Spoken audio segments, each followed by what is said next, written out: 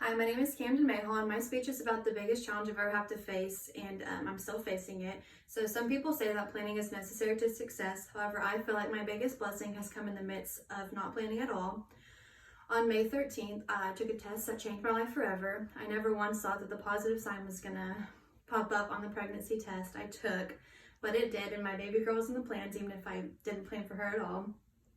So teen pregnancy has been pretty difficult for me, even though it sounds cliche. I've had to do a lot of changes to my plans, my body, and my lifestyle. So at first, the plans I've had to change.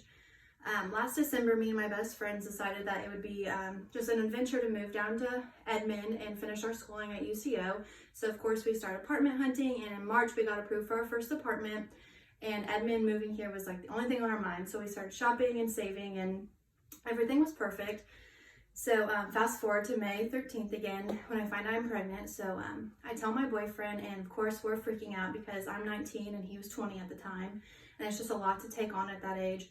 And so we kind of just talked about it together, and we went and told our parents and our friends, and they just gave us really just a big blanket of just comfort and understanding and love.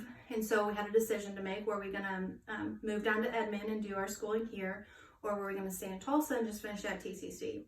So I decided to stay at TCC just because it's home, Tulsa, where my family is, and I didn't want to change anything. I didn't have to, just because I'm super comfortable at TCC, and I figured it'd be what's best for me and my baby, so we could save money instead of moving here when it just really wasn't where we needed to be. So the next thing that I've had difficulty would be changing my body. So I found out I was pregnant at 6 weeks, and the next day I started having morning sickness. And I don't really know why they call it morning sickness, because I had it constantly. No matter what I did, no matter what I ate, I always ended up with my head in the toilet. And really, I didn't expect like so much to take a toll on your body, but when you're throwing up all the time, it's just a lot to do and a lot to be careful, because you have to make sure like where you eat, you always have to have somewhere to throw up, which is really gross, I know, but it was really difficult for me. The next thing is as my baby was growing, of course my body is growing, so I've had problems with like self-image and just wanting to have the perfect body. Well, as my baby grew, I got stretch marks, and so I started becoming really insecure about my body, and I was ashamed because I knew I was doing what I needed to be doing for her, but it really took a toll on me. And so just being able to overcome those and adapt to my body was a lot for me. And then lastly, I had to change my lifestyle. So they don't really tell you what to expect when expecting, even though there's a book that I've read about it.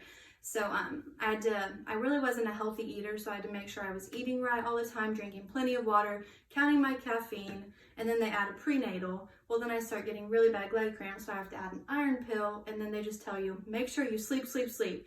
So I always had to plan a really strict sleep schedule to make sure I was doing what I needed for her. So that was pretty hard for me, just because I wasn't used to doing all that routine.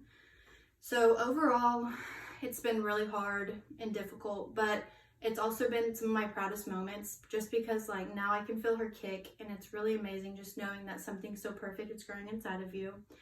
And so although it has been my most difficult moments, I'm still doing it.